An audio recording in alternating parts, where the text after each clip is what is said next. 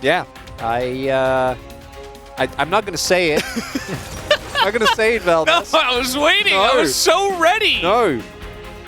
Chronicler, I want to ask, do you love the Braum here? As far as Braum angles go, I think it's a decent one.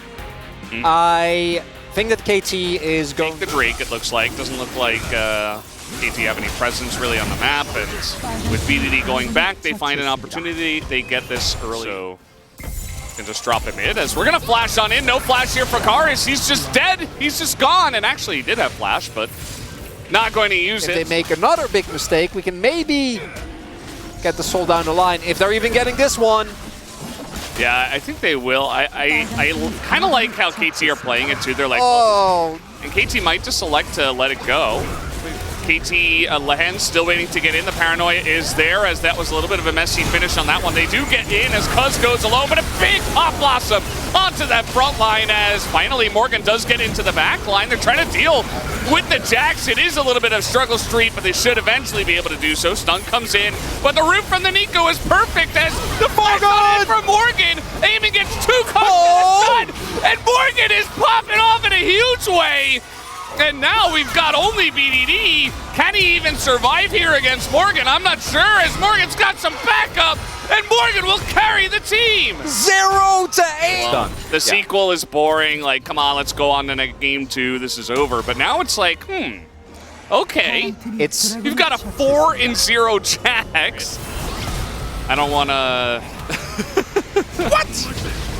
Yeah. Well, I have no idea. That's if we see the same combo as aiming, just hanging out, and he does have a lot of teammates here. Was it a bait at the end of the day as they're trying to get on top of Henna here? But the Braum is perfect. He stands in front, and then, well, the Aphelios dies as Keen gets in there.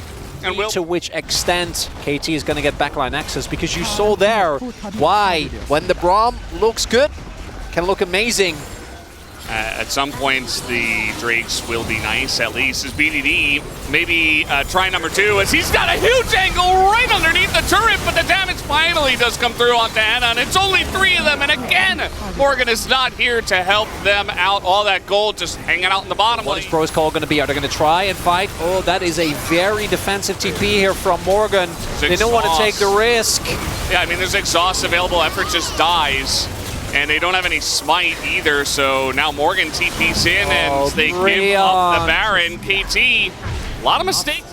Yeah, the Alistair, very strong into the Jax. We saw it picked early on just to deny the Rel, so in terms of if you were behind against Bro, had some disengage options. Also went for Randuin's Rush, so they saw him, or saw him, and now they're just getting surrounded as now Paranoia's in here, Keen's in the back line, as the Nico is a bit late, but Karis is so low, and the Pop Blossom finally comes in, hits the 3 in the front line, as Henna is getting some huge hits, but it's only hitting the Lehens in the front line, as finally they take out the Jax, and that will be enough as Lehens engages onto the weak backline members, and the Kaisa does clean up as she normally does. Steel and KT fans, they sensed the roller coaster was going through a little bit of a downturn, but everything gets... The orbit was beginning to decay a little bit, yeah. We were starting to feel a little bit of gravity there, but some great team fighting from KT that take back control.